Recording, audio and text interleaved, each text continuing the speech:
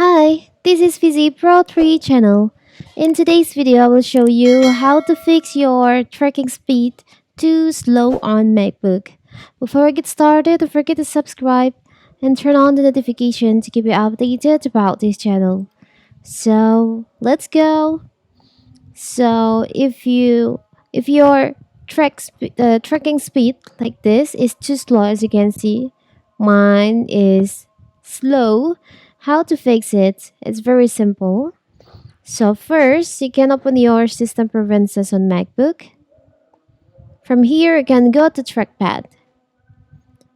As you can see in here, your tracking speed is on slow, so you can adjust to the right to make it more to speed up your tracking speed.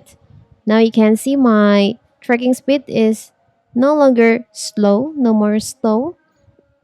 So when your tracking speed on MacBook is too slow, it because the settings you can adjust in here.